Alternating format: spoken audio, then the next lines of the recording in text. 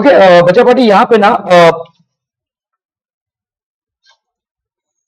ये जो चैप्टर है, ये चैप्टर बेसिकली चाचू थैंक यू, ये चैप्टर है, ये एक्चुअली सेमीकंडक्टर्स का चैप्टर है। आपके 11th और चुप होने का क्या लेंगे भाई साहब, एक चॉकलेट दिया है ना और दें नहीं, और निर्लज इंसान देख। ओके तो यहाँ पे आपका जो सेमीकंडक्टर्स का चैप्टर है उसमें ये चैप्टर जो है 11th और 12th में स्टेट बोर्ड में डिस्ट्रीब्यूटेड है, ठीक है। लेकिन सीबीएसई वालों को सिर्फ 12th में ही है, तो मैं आपको कुछ दिन साथ रखूंगा, उसके बाद आप कट ऑफ हो जाना, मतलब जहां तक आपका 11th का पोर्शन है उसके बाद आप कट ऑफ हो जाएगा, फिर आपका जो भी चलता रहेगा दो अलग से। तो इसीलिए सेमीकंडक्टर्स आपका शुरुआती तौर पर सीबीएसई वालों का पूरा ही है, लेकिन अभी सेमीकंडक्टर्स एक ऐसा टॉपिक है कि हम इसको आधे से चालू नहीं कर सकते, ठीक है। ये कनेक्टेड है, इंटरकनेक्टेड है। तो कल हमने कुछ चीजें डिस्कस की थी, बहुत इंपॉर्टेंट भी थी। मैं रिक्वेस्ट करूंगा कि जरा वीडियो देख लीजिएगा। सेमीकंडक्टर्स जो है वो क्या होते हैं। सेमीकंडक्टर्स एक ऐसी चीज है जो हम इलेक्ट्रॉनिक सर्किट्स में यूज करते हैं। कैसे सर्किट्स में, जहां पे हम करंट को कंट्रोल कर सकते हैं, जहां पे हम बोल सकते हैं कि कंडक्टिविटी को हम कंट्रोल करना चाहें, ठीक है। अगर हमको कोई ऐसा सर्किट डिजाइन करना है जहां पे हमको कंडक्टिविटी को कंट्रोल करना है तो हम सेमीकंडक्टर्स यूज करते हैं, ठीक है। जैसे अगर आप देखोगे ये जो सर्किट्स हैं ये सब आपके कॉपर वायर से बने हुए हैं, यहां पे हमको कंडक्टिविटी को कंट्रोल नहीं करना है। यहां पे जो भी आपका इलेक्ट्रिकल अप्लायंस है वो एक पर्टिकुलर इनपुट ऑफ करंट लेगा और चलेगा, ठीक है। So we do not need to control, but in circuits like these, ठीक है, वी नीड टू कंट्रोल। यहां पे हमको वैसा कंट्रोल करना पड़ेगा।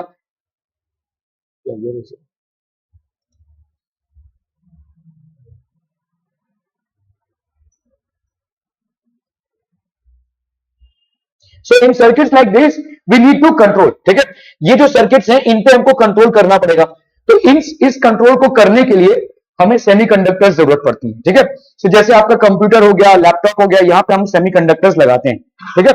अभी होता क्या है कि सेमीकंडक्टर्स कैसे ऑपरेट करती हैं, सारा खेल आपके इलेक्ट्रॉन्स का है, ठीक है। जो भी कंडक्टिविटी होती है किसी भी कंडक्टर में वो इलेक्ट्रॉन्स के वजह से होती है, ठीक है। जब आप कोई स्विच ऑन कर रहे हैं और एक वायर से करंट जा रहा है अपने गंतव्य तक, वो इसलिए जा रहा है क्योंकि उस पूरे वायर में क्या है, इलेक्ट्रॉन्स हैं, ठीक है। अभी होता क्या है, जैसे अगर आप मेटल्स को देखेंगे, दीज आर बेसिकली मेटल्स। तो मेटल्स जैसे copper, iron, aluminium, sodium, these are metals. Metals में कैसा होता है आपका, एक्चुअली में सब में ही एक बैंड होता है जिसको हम बोलते हैं कंडक्शन बैंड, और एक होता है आपका वैलेंसी बैंड। वैलेंसी बैंड में आपके वैलेंसी इलेक्ट्रॉन्स होते हैं। तो यहां पे कंडक्शन बैंड और वैलेंसी बैंड का ओवरलैपिंग हो जाता है, तो समझ लो ये आपका वैलेंसी बैंड और इतना है आपका कंडक्शन बैंड। तो अगर आप देखोगे ये जो वैलेंसी बैंड है मेटल्स में, इस वैलेंसी बैंड में क्या होते हैं, वैलेंसी इलेक्ट्रॉन्स होते हैं। ये वैलेंसी इलेक्ट्रॉन्स आसानी से कंडक्शन बैंड में आ जाते हैं and metals start conducting electricity, ठीक है। तो मेटल्स में ओवरलैपिंग रीजन है। हम जो बोल रहे हैं ना कि मेटल्स में इलेक्ट्रिसिटी इसलिए कंडक्ट होती है क्योंकि वहां पे बहुत सारे फ्री इलेक्ट्रॉन्स अवेलेबल हैं। फ्री इलेक्ट्रॉन्स मतलब वो इलेक्ट्रॉन्स जो वैलेंसी बैंड से कंडक्शन बैंड में आ चुके हैं, ठीक है। और ये इसलिए हो रहा है क्योंकि दोनों का ओवरलैपिंग रीजन है। इतना सा रीजन आपका वैलेंसी बैंड का है, इतना सा रीजन आपके कंडक्शन बैंड का है, तो ये इलेक्ट्रॉन्स क्या हो गया, कंडक्शन बैंड में आ गए, ठीक है। देखो अगर आप देखोगे ना कि आपके नॉन मेटल्स में इलेक्ट्रॉन्स ज्यादा हैं, वैलेंस इलेक्ट्रॉन्स ज्यादा हैं, लेकिन नॉन मेटल्स इलेक्ट्रिसिटी कंडक्ट नहीं कर रहे हैं, बावजूद इसके कि उसमें इलेक्ट्रॉन्स ज्यादा हैं, क्योंकि उनके इलेक्ट्रॉन्स इस कंडक्शन बैंड में नहीं जा पा रहे हैं, ठीक है। और वो हम देखेंगे क्यों। तो आपका ये हो गया मेटल्स। मेटल्स में क्या हो रहा है, ओवरलैपिंग रीजन है, ठीक है। आपके कंडक्शन बैंड और वैलेंसी बैंड में ओवरलैपिंग रीजन है, because of which electrons are freely able to move across the conduction band and hence electricity is conducted, ठीक है। सो ये हो गया मेटल्स की कहानी, ठीक है। अभी हम आते हैं भाई साहब इंसुलेटर्स पे। इंसुलेटर्स मतलब जो कंडक्टिविटी नहीं करते हैं, जैसे आपका डायमंड, वुड एक्सेट्रा, ठीक है। इसमें क्या होता है, यहां पे कंडक्शन बैंड है और यहां पे वैलेंसी बैंड है। इन दोनों के बीच में एक एनर्जी लेवल का डिफरेंस है और ये एनर्जी लेवल 3 इलेक्ट्रॉन वोल्ट से ज्यादा है। It is more than 3 electron volt. अभी यहां के इलेक्ट्रॉन्स यहां पे टपक नहीं सकते। जब तक यहां के इलेक्ट्रॉन्स यहां पे मूव नहीं करेंगे तब तक इलेक्ट्रिसिटी कंडक्टिविटी नहीं होगी, electricity will not be conducted. क्या ये समझ में आ रहा है। तो अगर आपका यहां पे, इसको अपन बोलते हैं फॉरबिडन एनर्जी गैप, मतलब अगर आपको ये इलेक्ट्रॉन को इधर टपकाना है तो इस इलेक्ट्रॉन को इतनी एनर्जी देनी पड़ेगी ना। प्रॉब्लम यह है कि हम इतनी एनर्जी अगर देंगे तो ये वाले इलेक्ट्रॉन्स कंडक्शन बैंड में आ जाएंगे और वो इलेक्ट्रिसिटी कंडक्ट करने भी लगेंगे। लेकिन प्रॉब्लम यह है कि हम भाई साहब जितना एनर्जी दे रहे हैं उससे हमको काफी कम एनर्जी मिलेगा। हमको एनर्जी ज्यादा देना पड़ रहा है। हाँ, इस एनर्जी को देने के बाद ये इलेक्ट्रिकल कंडक्टिविटी करेंगे, लेकिन तब तक हमको जो इलेक्ट्रिकल कंडक्टिविटी का आउटपुट मिलेगा वो काफी कम होगा as compare to the energy that we are investing. आमदनी अठन्नी खर्चा रुपया हो जाएगा। ठीक है, आपका भाई साहब इलेक्ट्रिकल कंडक्टिविटी एक एनर्जी है और यहां पे हमको एनर्जी देना पड़ रहा है एनर्जी लेने के लिए, तो एनर्जी जो देना पड़ रहा है वो एनर्जी जो आ रहा है वो कम होगा। ठीक है, सो ये एक घाटे का सौदा हो जाएगा। ठीक है, इंसुलेटर्स में ये जो एनर्जी गैप है this is more than 3 electron volts, इसको अपन बोलेंगे फॉरबिडन एनर्जी गैप।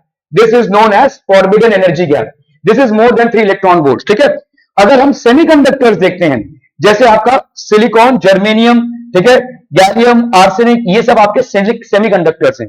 इनके बीच में कंडक्शन बैंड और वैलेंसी बैंड में सिर्फ 1 इलेक्ट्रॉन वोल्ट का ही, ठीक है, फासला है।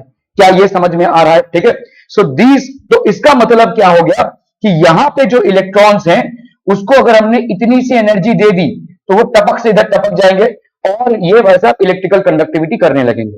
ठीक है, तो इसका मतलब अगर सेमीकंडक्टर्स को आप थोड़ा सा भी हीट दे देते हैं दे स्टार्ट कंडक्टिंग इलेक्ट्रिसिटी। ठीक है, क्लियर है? Are we clear? So this is basically classification of solids. हम यहां पे सॉलिड्स का क्लासिफिकेशन कर रहे हैं according to energy band theory. तो एनर्जी बैंड थियरी के हिसाब से हमने सॉलिड्स का क्लासिफिकेशन किया है। मतलब क्या है, अभी हम पढ़ रहे हैं ये वाला चैप्टर, ठीक है, ये वाला टॉपिक, तो इसका मतलब हमें सेमीकंडक्टर्स को समझना है। सेमीकंडक्टर्स में जो वैलेंसी बैंड है और कंडक्शन बैंड है उसमें डिफरेंस काफी कम है। थोड़ा सा भी एनर्जी अगर इन इलेक्ट्रॉन्स को मिल जाता है तो they will start conducting electricity. मतलब नॉर्मल टेम्परेचर पे, ठीक है, कैसा होगा कि इसमें कंडक्टिविटी नहीं दिखेगी आपको, थोड़ा सा इसका टेम्परेचर हाई कर देंगे तो इसका कंडक्टिविटी होने लगेगा। ठीक है, okay. So conductor in some solids conduction band and valency band are overlap, so there is a band. तो यहां पे भाई साहब फॉरबिडन एनर्जी गैप आपका क्या है? 0 है। तो ये आपके कंडक्टर है, तो कंडक्शन बैंड और वैलेंसी बैंड का क्या दिख रहा है आपको?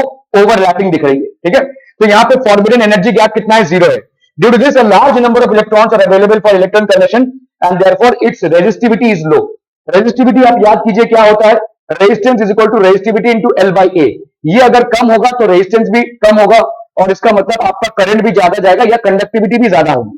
ठीक है, सो अगर आपका रेजिस्टिविटी है कहां से कहां तक? 10⁻² से 10⁻8 ohms per metre, then conductivity is high 10⁻2 to 10⁸ ये आपके कंडक्टर्स का कंडक्टिविटी का रेंज है।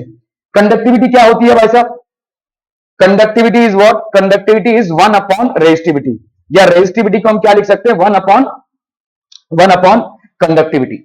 ये जितना ज्यादा होगा ये उतना कम होगा। ठीक है, क्लियर है? Okay, so such materials are called conductors. Example gold, silver, copper. Gold is one of the best conductors of electricity. Silver is also the best conductor of electricity.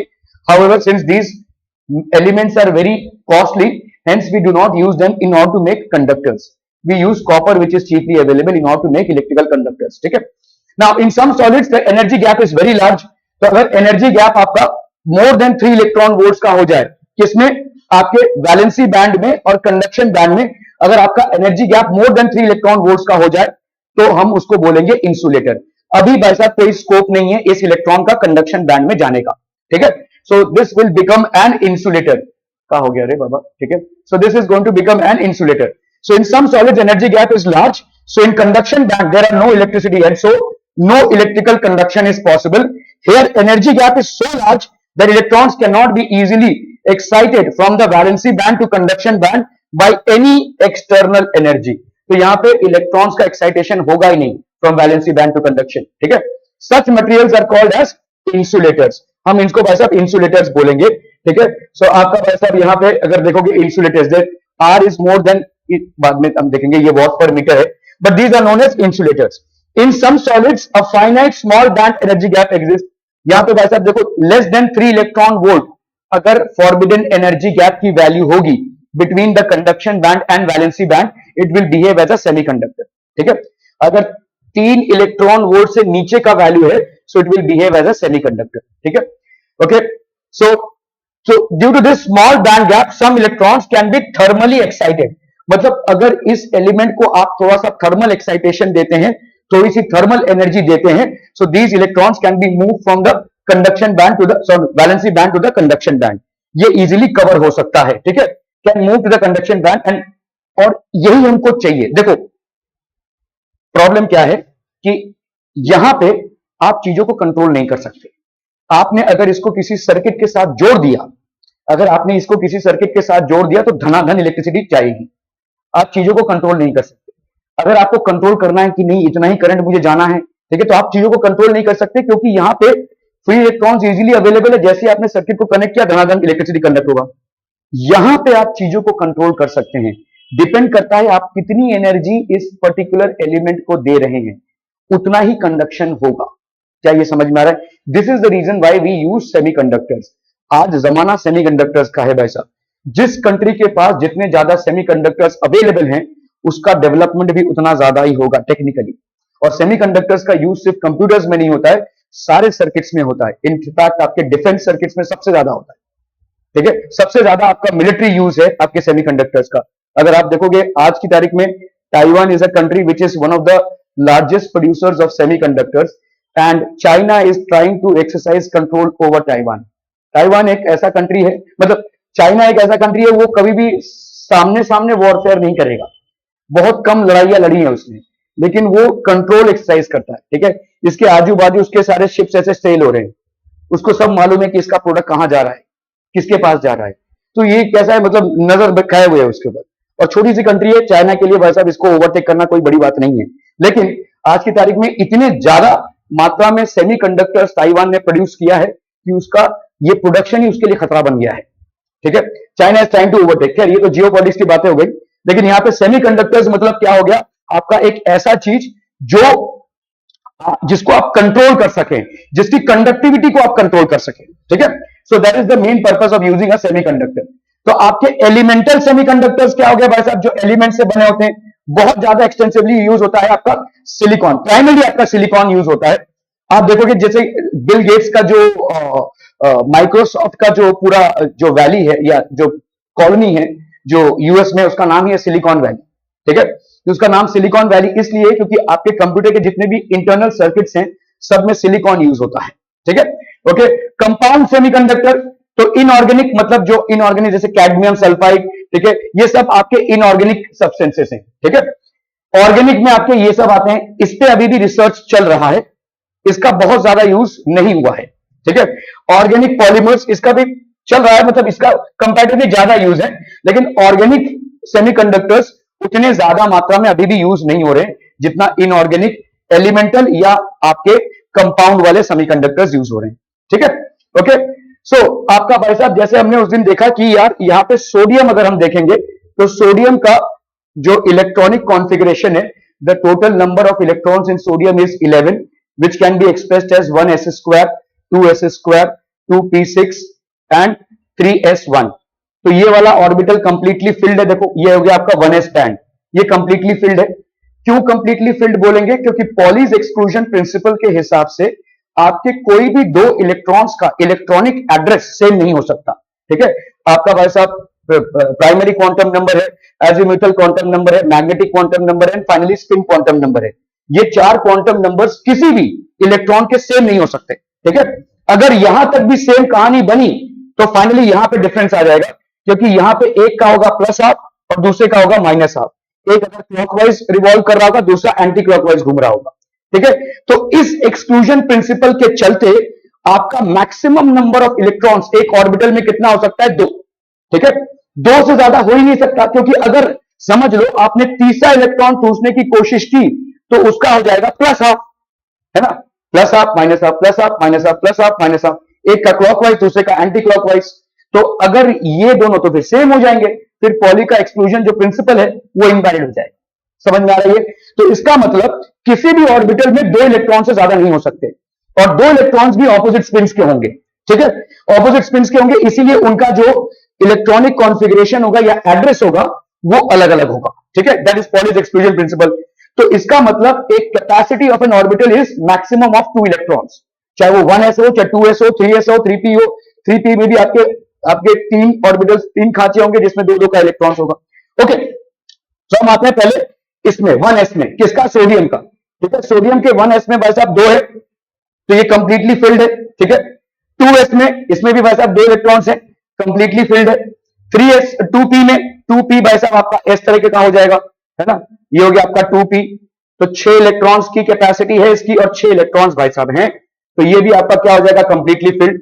यहां पे आपका 3s, ये होना चाहिए 3s2, लेकिन उसके पास और इलेक्ट्रॉन्स नहीं है, तो इसका मतलब ये हो गया आपका 3s1, ये हो गया आपका हाफ फिल्ड। ठीक है, this is basically half filled. Are we understanding this? बच्चा बारीक समझ में आ रहा है? So when sufficient energy is provided to an electron in the valency shell, that is 3s electron, it can pick up additional energy while remaining in the original band. अगर आपने sufficient energy provide किया to an electron in the valency shell, ये हो गया आपका valency shell, outer most shell, that is 3s electron, it can pick up an additional energy while remaining in the original band। तो अभी देखो ये band क्या है, यहां पे इतना तो खाली है ना, तो अभी ये आपने अगर इसको एनर्जी दिया तो ये यहां से यहां टपकेगा और ये फ्री इलेक्ट्रॉन हो जाएगा। ठीक है, that is how a conduction band and a valency band works. क्या ये समझ में आ रहा है भाई साहब? ठीक है, so when sufficient energy is provided to an electron in the valency shell, that is 3s, it can pick up additional energy while remaining in the original band.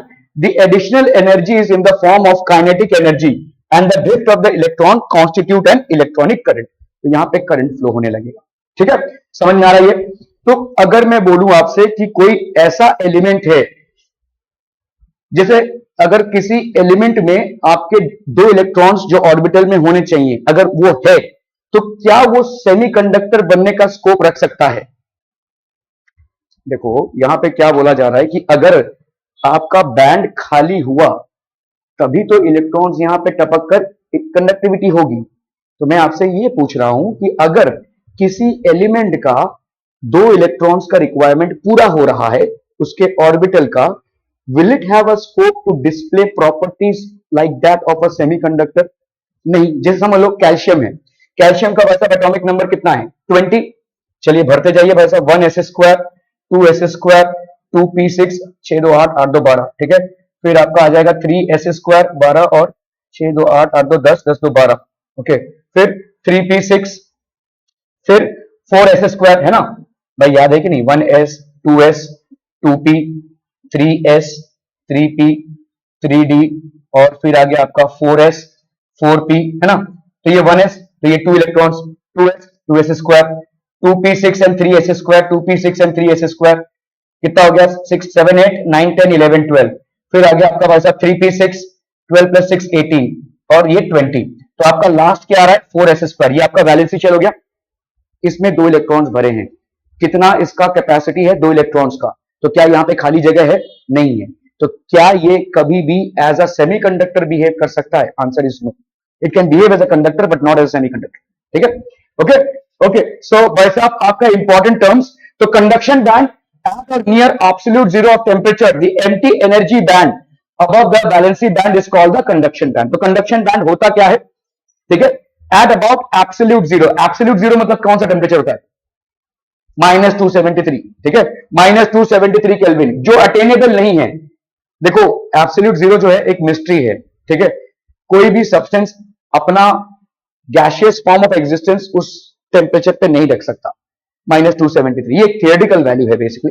ठीक है, हम चीजों को ऐसा मान लेते हैं कि एब्सोल्यूट जीरो में, ठीक है, जो एनर्जी गैप होता है between the conduction and the valency band, that is known as the forbidden energy gap. तो आपका conduction band at near or absolute zero of temperature, the empty energy band, ये आपका एम्प्टी एनर्जी बैंड है। ये empty energy band किस लिए create हो रहा है? क्योंकि आपके शेल्स एम्प्टी बैंड्स क्रिएट कर रहे हैं। आपके शेल्स जो है पार्शियली फिल्ड है, जिसकी वजह से एम्प्टी बैंड क्रिएट हो रहा है।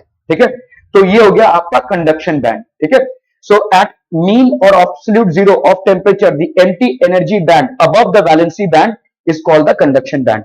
कंडक्शन बैंड हमेशा वैलेंसी बैंड के ऊपर ही होगा। ठीक है, so valency band, the highest occupied energy band in a solid formed by valency is known as valency band। ये वैलेंसी इलेक्ट्रॉन से बना हुआ है, बाकी सारे से हमको मतलब नहीं है, क्योंकि बाकी सारे इलेक्ट्रॉन्स वैसे भी पार्टिसिपेट नहीं कर पाएंगे। जो अंदर वाले हैं वो इलेक्ट्रॉन्स आपके न्यूक्लियस से ज्यादा पास हैं, उनका मूवमेंट होना लगभग इंपॉसिबल है। ठीक है, अगर मूवमेंट होता है चाहे केमिकल रिएक्शंस में हो, चाहे यहां पे जैसे आपके इलेक्ट्रॉन्स का कंडक्टिविटी में हो, वो आपके वैलेंसी इलेक्ट्रॉन्स का ही होना है। ठीक है, so band gap, the difference between the energies of the bottom of the conduction band, bottom of the conduction band, ये आपका bottom of the conduction band, ठीक है, and the top of the valency band, ये जो top of valency band है और bottom of conduction band है, इनके बीच में जो डिफरेंस है, इसी को अपन बोलेंगे फॉरबिडन एनर्जी गैप। ठीक है, is known as the energy gap or the band gap, इसको अपन फॉरबिडन एनर्जी गैप भी बोलेंगे। ठीक है, Fermi level, in a solid the energy at which one half of the quantum states are occupied by the particles such as electrons is known as the Fermi level. Valency level, the highest occupied energy level in an atom is called the valency level. ठीक है, conduction level, the immediate next higher level is in which the electrons from the valency band can occupy on providing sufficient energy. थोड़ा बहुत energy अगर आप इसको दे देंगे तो ये टपक जाएंगे इधर, इसी को अपन बोलेंगे भाई साहब कंडक्शन लेवल। ठीक है, सो क्लासिफिकेशन ऑफ सॉलिड्स, तो अगर कंडक्शन बैंड और वैलेंसी बैंड का भाई साहब यहां पे क्या, देखो यहां से यहां तक है आपका कंडक्शन बैंड और यहां से यहां तक है आपका वैलेंसी बैंड, इस तरह की ओवरलैपिंग अगर हो रही है तो इसको अपन क्या बोलेंगे, this will be this solid can be classified as conductor, ये हो जाएगा आपका कंडक्टर। ठीक है, अगर यहां पे देखो आपका फर्मी लेवल है ये, ठीक है, ये वैलेंसी बैंड है, ये कंडक्शन बैंड है, दोनों के बीच में भाई साहब अगर एनर्जी गैप कितने से ज्यादा है, 3 इलेक्ट्रॉन वोल्ट से ज्यादा है, it will be basically a insulator, ये आपका हो जाएगा इंसुलेटर। और अगर आपका भाई साहब यहां पे approximately equal to 1 electron volt का एनर्जी गैप है, this will be a semiconductor, this will behave as a semiconductor. ठीक है, क्लियर है? ओके, तो in a metal the conduction band and the valency band overlap, दोनों की overlapping होती है। As a result both the number of electrons and the variety of energy levels in which they may flow are very huge.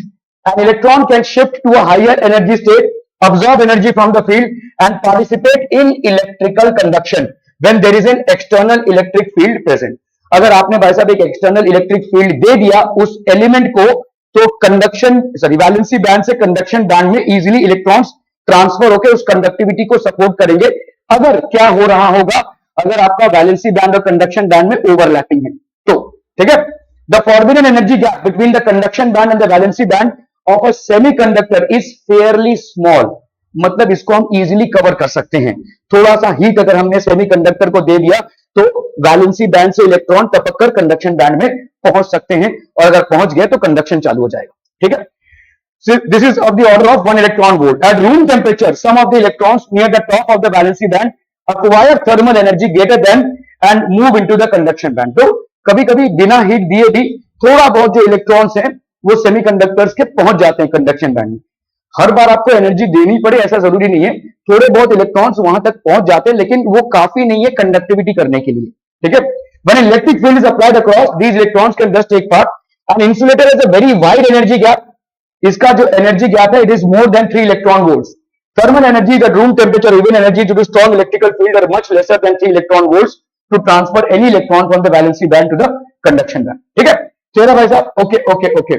सो आप देखोगे यहां पे अगर semiconductor है तो सेमीकंडक्टर की इंपॉर्टेंट प्रॉपर्टीज क्या है, it can control the number of charge carriers, इसीलिए हम सेमीकंडक्टर्स को यूज करते हैं। हम कंट्रोल कर सकते हैं कितने इलेक्ट्रॉन्स हमको या कितना करंट या कितनी कंडक्टिविटी को मेंटेन करना है, वो हम कंट्रोल कर सकते हैं। अगर आपने कॉपर को ले लिया तो कॉपर की जो कंडक्टिविटी होगी वही होगी। अभी आप कितना मोटा तार लें या छोटा सा तार लें या वैसा पतला तार लें, जो उसकी कंडक्टिविटी है वही निर्धारित हो गई है और वही रहेगी। You can not alter or change that. ठीक है, लेकिन सेमीकंडक्टर्स में आप depending on the amount of heat that you are supplying to the semiconductors you can actually control the conductivity. ठीक है, okay, so conductivity can be control, ये main मुद्दा है सेमीकंडक्टर्स का। The main reason why we use semiconductors is because we can control its conductivity. ठीक है, हम ऊपर नीचे कर सकते हैं इसके कंडक्टिविटी को। ठीक है, it can be give unidirectional current. Semiconductors का एक डिसएडवांटेज ये है कि ये हमेशा यूनिडायरेक्शनल करंट ही देगा, करंट हमेशा एक ही डायरेक्शन में फ्लो होगा, जिसके वजह से आप इसको सिर्फ और सिर्फ डीसी सर्किट्स में ही यूज कर सकते हैं, एसी सर्किट में यूज नहीं कर सकते। एसी सर्किट मतलब हमारा ये वाला सर्किट है। ठीक है, एसी सर्किट मतलब होता है एक बार ये पॉजिटिव, एक बार ये नेगेटिव, एक बार ये पॉजिटिव, एक बार ये नेगेटिव, ये पॉजिटिव, ये नेगेटिव, ये पॉजिटिव, ये नेगेटिव, ऐसा होता है। ठीक है, आपका जो ये प्लग पॉइंट है उसमें ऐसे पॉजिटिव नेगेटिव कितनी बार होता है, मालूम है? 1 सेकंड में 50 बार इंडिया में, ठीक है? 50 से 60 बार आपका भाई साहब ये चेंज होगा। 50 to 60 हर्ट्ज, मतलब आपका ये जो कॉन्फ़िगरेशन है, ये प्लस माइनस प्लस, ये एसी सर्किट है, ये आप 12th में पढ़ेंगे। तो ये आपका 50 to 60 टाइम्स चेंज होगा, ठीक है? आपको जो ये बोर्ड दिख रहा होगा उस सीसीटीवी कैमरा में, आपको ऐसा ब्लरी ब्लरी दिख रहा होगा, देखो, ठीक है? ऐसा कोई भी कंप्यूटर को अगर आप कैमरा के सामने रखेंगे ना, कैमरा से अगर कोई कंप्यूटर को लेने की कोशिश करेंगे तो ऐसा ही दिखेगा आपको, ब्लरी ब्लरी दिखेगा, ठीक है? ये इसलिए दिखता है क्योंकि कैमरे का जो फ्रीक्वेंसी है वो इसको कैच कर लेता है, आप इसको नहीं कैच कर पा रहे हैं। आपका जो आई साइट है, it is not able to catch the difference. मतलब क्या हो रहा है, ये ट्यूबलाइट भी ब्लिंक कर रहा है, आप नहीं पकड़ पा रहे हैं इसको, ठीक है? ट्यूबलाइट ब्लिंक क्यों कर रहा है? क्योंकि उसका पॉजिटिव नेगेटिव नेगेटिव ऐसा चेंज हो रहा है, लेकिन ये 1 सेकंड में 50 बार चेंज हो रहा है। Your eye is not adapted to catch this, लेकिन कैमरा उसको कैच कर रहा है, क्योंकि कैमरा जो है कोई भी वीडियो कैमरा जैसा होता है, वीडियो कैमरा एक स्टैटिक कैमरा ही होता है, उसका क्लिक रेट होता है, ऐसे बस क्लिक करता जा रहा है ना? तो अगर इसकी जो फ्रीक्वेंसी है इसके साथ मैच नहीं हुई तो वो ब्लरी अपीयरेंस आएगा, ठीक है? वो कैच करेगा, वो हर बार कैच करता जाएगा। वो जो ब्लरी अपीयरेंस आ रहा है actually is catching with the AC frequency. खैर, ये तो आपका, तो इसका मतलब क्या हो गया, जब आप किसी लैपटॉप को लेते हैं या जब आप किसी कंप्यूटर को कनेक्ट करते हैं, you would require a separate circuit, ठीक है? आप जैसे लैपटॉप को अगर देखेंगे तो लैपटॉप को अगर आपने चार्जिंग में डाला है या आपको लैपटॉप को बेसिकली सर्किट से चलाना है तो भी आपको अडेप्टर लगेगा। Why adapter? Because your laptop is designed on semiconductors and semiconductors cannot support AC current. उनके लिए डीसी लगेगा। इसीलिए अगर आपका लैपटॉप का अडेप्टर खराब हो गया है और उसको आप कनेक्ट करने जाओगे, हाई पॉसिबिलिटी कि आपका लैपटॉप भी खराब हो जाए। आपके फोन के चार्जर्स भी वैसे ही हैं, फोन के अंदर भी सेमीकंडक्टर्स हैं, फोन के अंदर जो सर्किट्स हैं वो सेमीकंडक्टर सर्किट्स हैं। इसीलिए आप जब फोन को चार्ज करते हो तो आपको एक प्रॉपर चार्जर की जरूरत पड़ेगी। अगर वो चार्जर खराब हो जाता है तो आपके फोन के सर्किट को वो खराब कर सकता है, ठीक है? क्या ये समझ में आ रहा है? तो आपका देखो, ये जितना भी आपका यूनिडायरेक्शनल करंट है, ये इसका डिसएडवांटेज। इसका डिसएडवांटेज ये कि भाई साहब यूनिडायरेक्शनल करंट में एप्लीकेबल है, लेकिन जितना कंडक्टिविटी आप कराना चाहते हैं उतने कंडक्टिविटी पे ये ऑपरेट हो सकता है, ठीक है? और आज की तारीख में भाई साहब इसका बहुत बहुत बहुत ज्यादा यूज है, ठीक है? Right from manufacturing PCs and laptops and all electronic devices to manufacturing highly sophisticated defence equipments as well, ठीक है? सो ये सारे आपके जो भी रडार्स वगैरह हैं वो सब इस सेमीकंडक्टर्स पे चल रहे हैं। ओके, सो वैक्यूम ट्यूब, तो वैक्यूम ट्यूब क्या होता है, आपको इसमें ज्यादा मगजमारी करने की जरूरत नहीं। थोड़ा सा एक छोटा सा मतलब कैसा है कि आपको अगर कंडक्टिविटी को कंट्रोल करना है, आपके पास दो तरीके हैं, एक है वैक्यूम ट्यूब का और दूसरा है सेमीकंडक्टर्स का। वैक्यूम ट्यूब हम पहले यूज करते थे, लेकिन अभी हमने इसको बंद कर दिया है। क्यों? क्योंकि ये बहुत बल्कि बता देता है, ठीक है? पैड इसको बहुत बल्कि बना देता है। Is an electronic device of in glass that controls electric current. जहां पे भी आपको इलेक्ट्रिक करंट को कंट्रोल करना है वहां पे आप सेमीकंडक्टर्स को यूज करते हैं। पहले के जमाने में हम इसी चीज को करने के लिए वैक्यूम ट्यूब्स यूज करते थे, ठीक है? So flow in a vacuum acting as an amplifier switch और rectifier by using electrodes to manage electrons emitted from a heated cathode. तो ये थर्मोआयनिक एमिशन होता था। क्रूशियल इन अर्ली इलेक्ट्रॉनिक्स, तो पहले के जमाने के जो रेडियो या टीवी जो थे वो वैक्यूम ट्यूब्स पे थे, ठीक है? लेकिन ये जो आपके जो फर्स्ट जनरेशन कंप्यूटर्स हैं, आप अगर कोई भी कंप्यूटर लेने जाओगे तो बोलते हैं ना first generation, second generation, fifth generation, ऐसा बोलेंगे। तो पहले जमाने के जो फर्स्ट जनरेशन कंप्यूटर्स थे वो वैक्यूम ट्यूब्स पे चलते थे। मेरी एक जो मेरे यहाँ पे जो एक रिलेटिव है, मेरे मम्मी की दीदी जो है, तो वो जब पहली बार नौकरी में लगी तो उस टाइम पे कंप्यूटर, अभी मैं बात कर रहा हूँ 1950s की, तब कंप्यूटर्स इंट्रोड्यूस हो रहे हैं। तो वहां पे कंप्यूटर्स आपके एक एक ऐसे कमरे के बराबर थे, ठीक है? हाईली सोफिस्टिकेटेड, क्योंकि वहां पे वैक्यूम ट्यूब्स पे वो चलता था।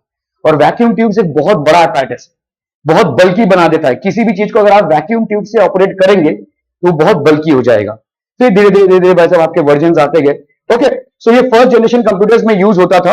अभी वैक्यूम ट्यूब इस तरीके का होता है, देखो, ठीक है? यहां पे आप इलेक्ट्रॉन्स को कंट्रोल कर सकते हैं, मतलब कंडक्टिविटी को यहां पे कंट्रोल कर सकते हैं, ठीक है? So number of electrons can be controlled by varying voltage between anode and cathode.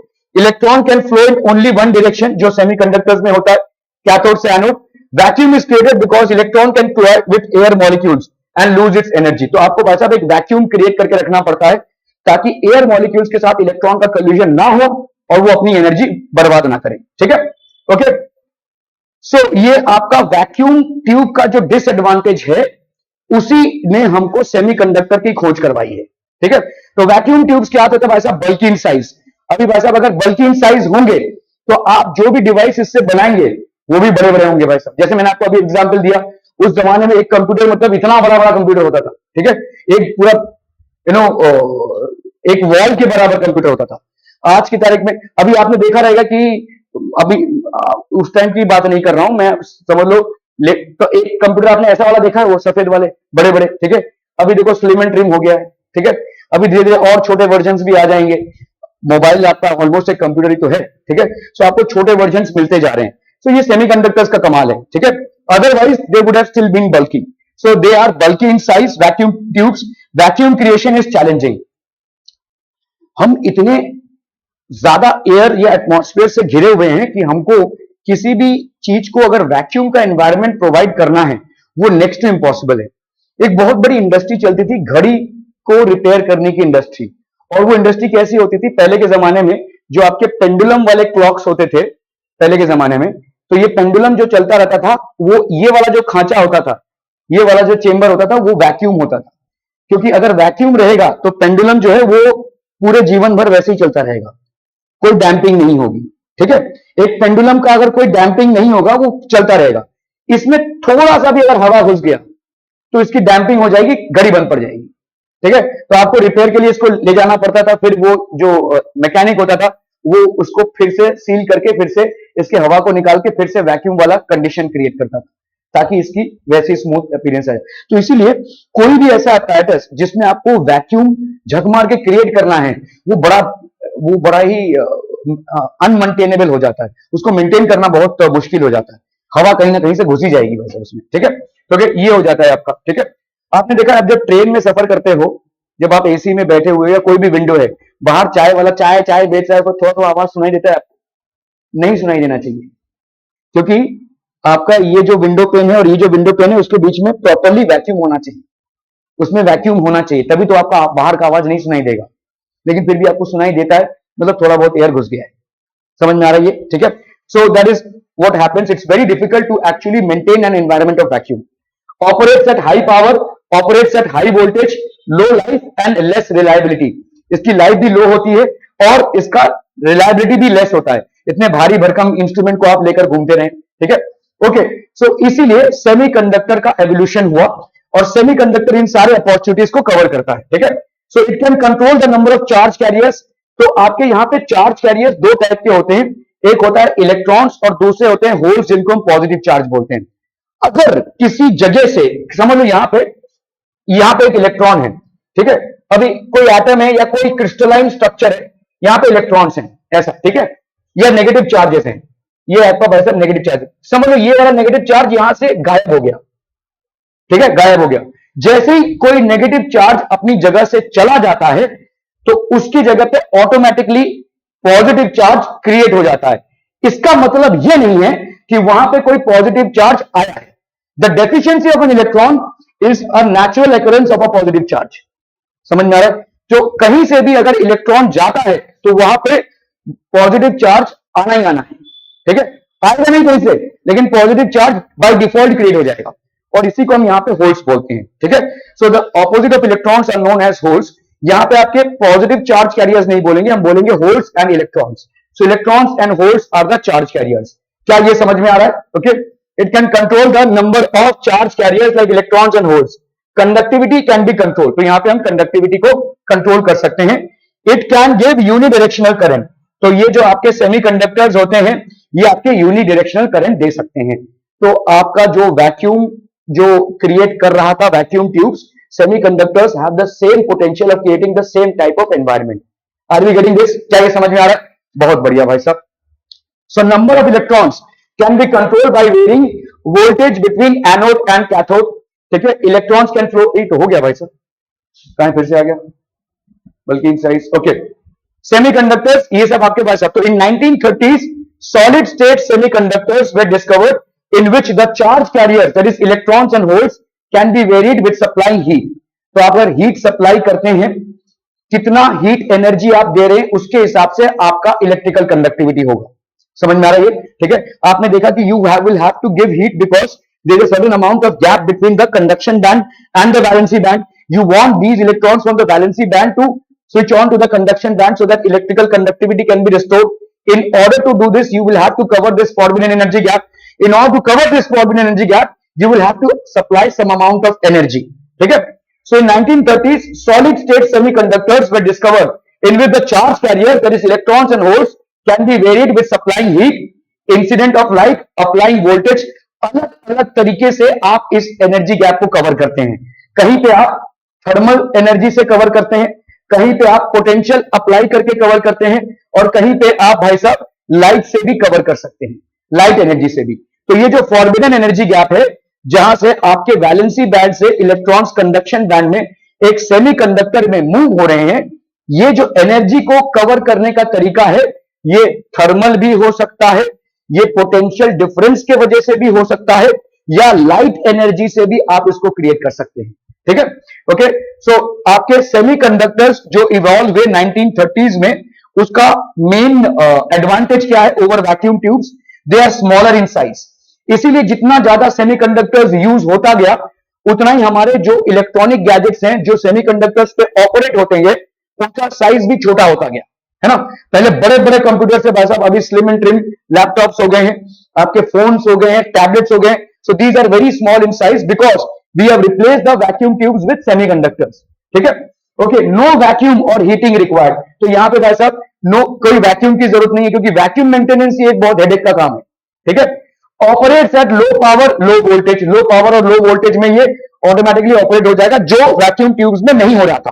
They were bulky in size. We needed a vacuum to be created, and more often than not, maintaining vacuum was a headache. Operates at low power. ये जो vacuum tubes है, they used to operate at low power and high voltage. इनका long life है और इनका high reliability है. ठीक है. क्लियर है. Elemental semiconductors. तो elemental semiconductors क्या क्या है? Silicon and germanium. These are the elemental semiconductors. Compound semiconductors. तो आपका germanium और arsenic. ठीक है. तो ये सब आपके पास अलग अलग कंपाउंड्स हैं. ठीक है. कंपाउंड सेमीकंडक्टर्स ऑर्गेनिक में ये आ जाएंगे, कंपाउंड सेमीकंडक्टर्स ऑर्गेनिक पॉलीमर्स में ये आ जाएंगे. सो दीज आर, ये इनका यूज अभी भी वैसा थोड़ा सा कम है, काफी रिसर्च चल रहा है इस पे. तो ऑर्गेनिक सेमीकंडक्टर्स को अभी भी हमने पूरा पूरा यूज में नहीं लाया, लेकिन these are in heavy use. ये काफी ज्यादा यूज हो रहे हैं. ठीक है. ओके. सो आप अगर देखोगे मटेरियल जो कंडक्टर्स होते हैं, उनकी रेजिस्टिविटी किस रेंज में होती है? 10⁻⁻² से लेकर 10⁻⁻8 ओम मीटर. ये यूनिट कहां से आया? रेजिस्टेंस होता है क्या? Resistivity L/A. रेजिस्टेंस हो गया ओम. रेजिस्टिविटी की यूनिट आपको से नहीं मालूम है, इसका हो जाएगा मीटर और इसका हो जाएगा मीटर स्क्वायर. ये और ये आपका कैंसिल हो गया. तो रेजिस्टिविटी की यूनिट क्या हो जाएगी बोलो? ये ओम इंटू मीटर. ठीक है. ये हो गया आपका भाई साहब ओम मीटर कंडक्टर्स का. कंडक्टिविटी क्या होती है? 1 रेजिस्टिविटी. कंडक्टिविटी होती है 1 रेजिस्टिविटी. तो 1 ओम मीटर, जिसको अपन ऐसे लिख सकते हैं. ठीक है. या इस ओम को अपन, जो ओम इनवर्स है, इसको अपन लिखते हैं सीमेंस. सीमेंस पर मीटर. ठीक है. ये आपका भाई साहब सीमेंस पर मीटर. तो यहाँ पे 10⁻², ऑब्वियसली यहाँ पे 10⁻+2 हो जाएगा, क्योंकि उसका क्या है? ये रेसिप्रोकल है. 10⁻⁻8 यहाँ पे 10⁻+8 हो जाएगा, क्योंकि आपकी जो कंडक्टिविटी होती है वो होती है 1 रेजिस्टिविटी. तो अगर आपका भाई साहब यहाँ पे 10⁻² है, तो ऑब्वियसली ये 10⁻+2 हो जाएगा आपका कंडक्टिविटी. ठीक है. तो रेजिस्टिविटी कंडक्टर्स का कहां से कहां तक है? 10⁻² से लेकर 10⁻8 तक. तो इनका कंडक्टिविटी कहां से कहां तक है? 10⁻2 से लेकर 10⁻8 सीमेंस पर मीटर. ठीक है. ये हो गया ओम मीटर. सेमीकंडक्टर्स का 10⁻5 से लेकर 10⁻6 है. तो ऑब्वियसली कंडक्टिविटी क्या हो जाएगा? 10⁻5 से लेकर 10⁻6 तक. ठीक है. इसका उल्टा. क्लियर है. ओके. इंसुलेटर्स का अगर आप देखोगे, रेजिस्टिविटी बहुत ज्यादा हाई है, 10⁻11 और से लेकर 10⁻19. तो आपकी कंडक्टिविटी बहुत ज्यादा लो होगी, 10⁻11 से लेकर 10⁻19. नहीं चलेगा. 13 मिनट बाकी है, एक और ठूस ले. ठीक है. ओके. क्लियर है वैसा. Conductors, semiconductors and insulators. Can be please make a note of this फटाफट से, जल्दी जल्दी जल्दी.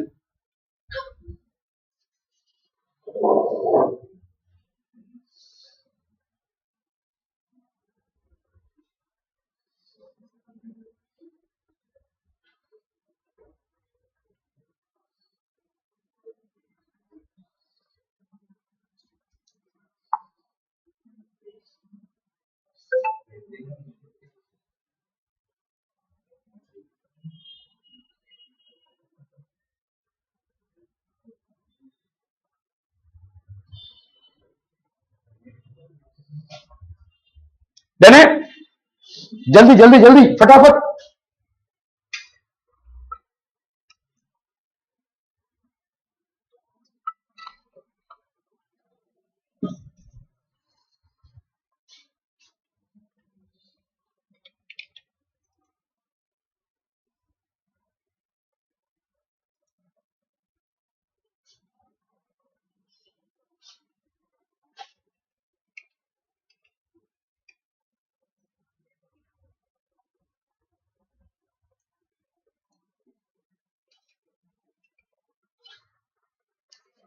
हो गया? ठीक है, okay. In an isolated atom, अभी समझ लो एक आइसोलेटेड एटम है, the energy of electron depends upon the orbit revolving in it.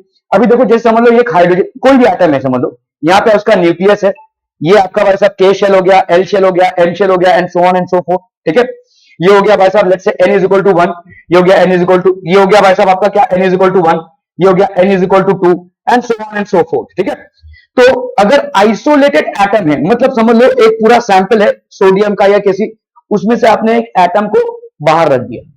ठीक है, आइसोलेटेड एटम में अपने आप में है वो। ठीक है, ओके।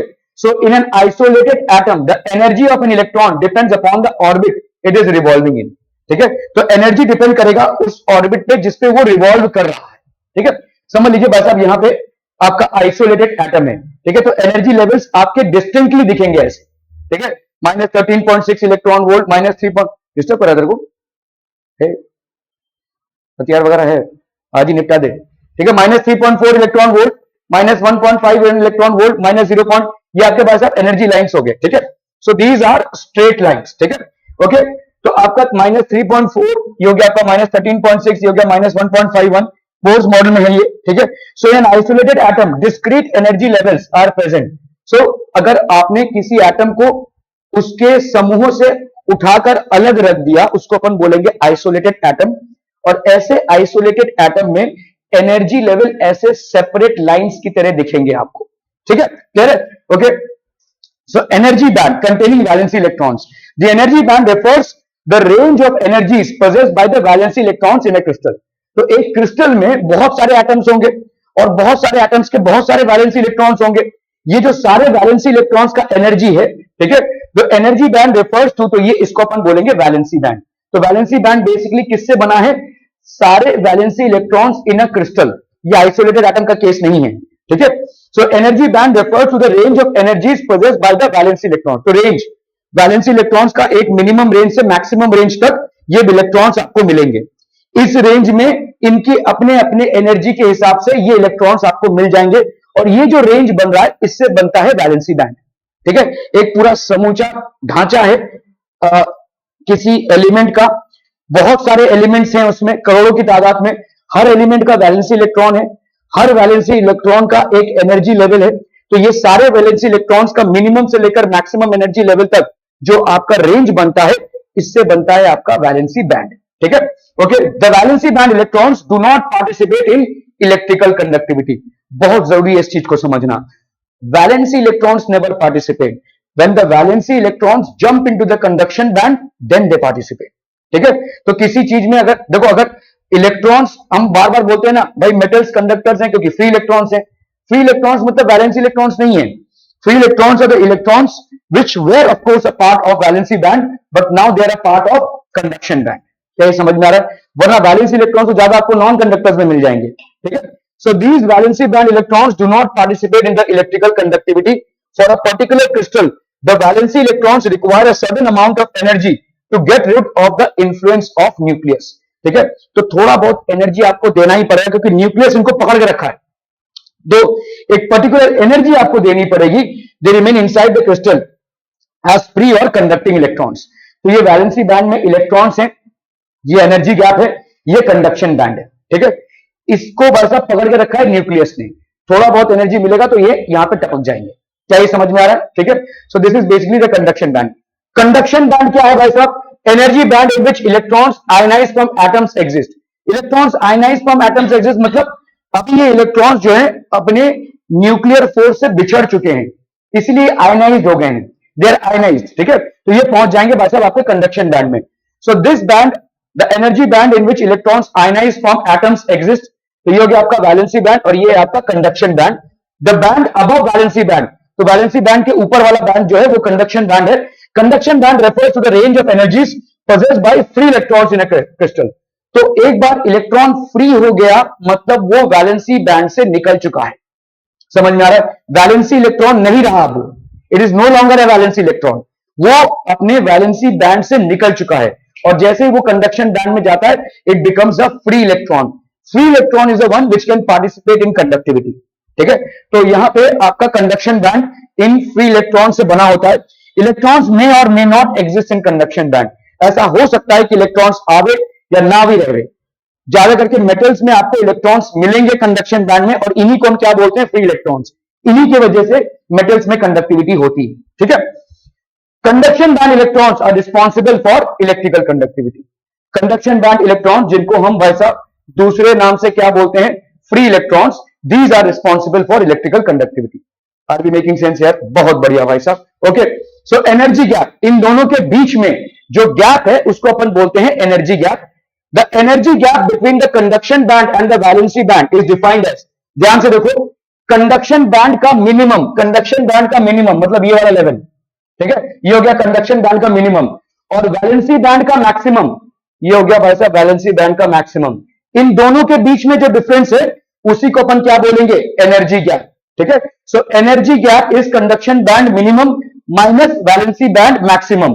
ठीक है, so energy gap is equal to this, electrons in valency band may gain energy and transit to conduction band. These electrons cannot be found in region between valency band and conduction band. The energies lying between valency band and conduction band are forbidden, restricted, prohibited for electrons.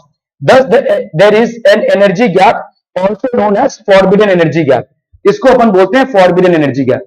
अगर कोई गलती से electron यहां पे आ भी गया तो वो इलेक्ट्रिकल कंडक्टिविटी में पार्टिसिपेट नहीं कर सकता। ठीक है, can be please make a note of at least this part फटाफट से।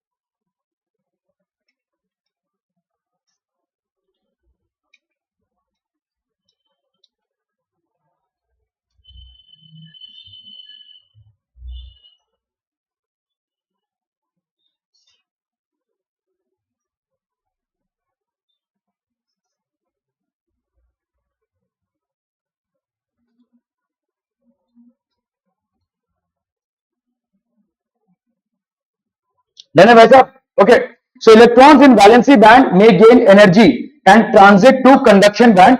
These electrons cannot be found in the region between valency band and conduction band. The energy is lying between valency band and conduction band, इसको अपन बोलेंगे forbidden energy gap। ठीक है, when energy equal to Eg, that is ये वाला जो energy gap है, इतना एनर्जी अगर आपने इलेक्ट्रॉन को दे दिया तो वो कहां पे आ जाएंगे? कंडक्शन बैंड में आ जाएंगे।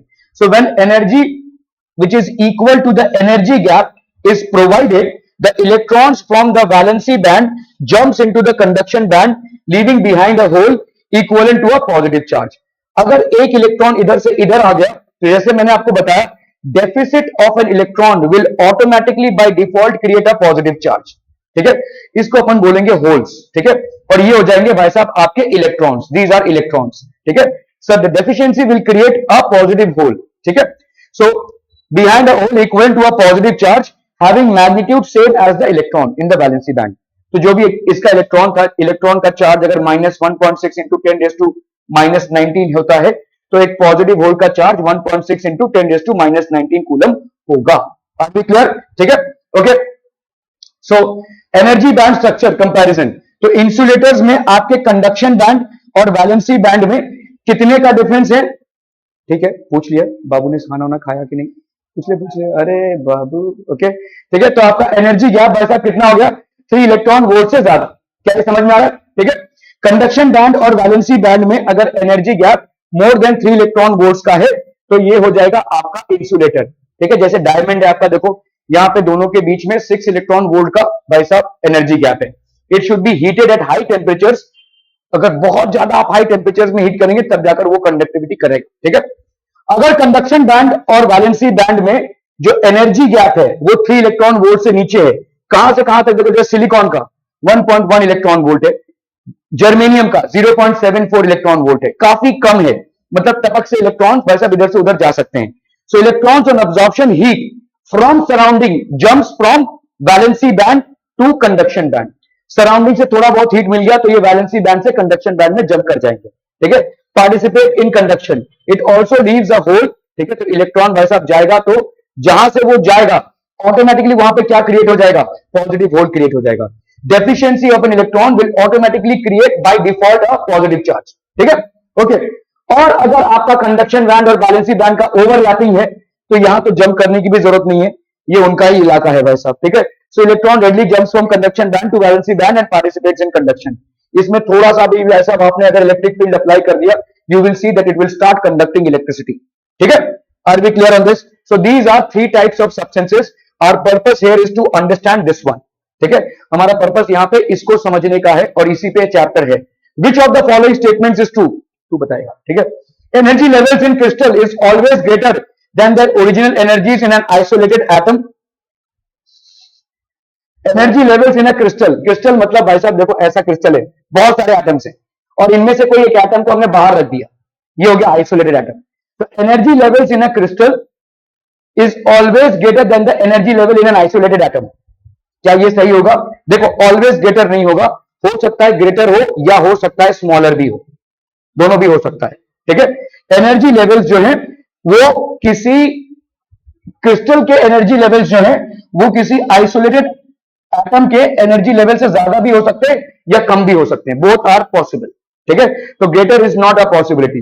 इलेक्ट्रॉन्स मे और may not exist in the conduction band, true. तो इलेक्ट्रॉन्स आपके कंडक्शन बैंड में हो सकता है एग्जिस्ट करें या हो सकता है एग्जिस्ट ना करें। ठीक है, तो ये ट्रू है भाई साहब। ओके, वैक्यूम ट्यूब, तो ये तो आपका फॉल्स हो गया। Vacuum tube has high reliability, low reliability अभी अभी ने देखा भाई साहब, इसकी बहुत लो रिलायबिलिटी है, बल्कि अपीयरेंस है। Resistivity of semiconductors is of the order, क्या था, कितना है? 10⁻⁻5 से 10⁻6। ठीक है, ये रेजिस्टिविटी है इनकी। ठीक है, क्लियर है? So this is also false, this is also false, this is the one which is correct, this is also false. ठीक है, क्लियर है? ओके, स्लाइटली ग्रेटर और स्मॉलर दोनों भी पॉसिबल है, तो ये वाला आपका ट्रू स्टेटमेंट है, इसकी लेस रिलायबिलिटी है और इसका उल्टा कॉन्फ़िगरेशन है। So the option is D. Okay, यहां पे दिया हुआ है carbon, silicon and germanium have energy band gaps respectively equal to this, this and this. ये एनर्जी गैप्स हैं between conduction band and valency band. Which of the following statement is true?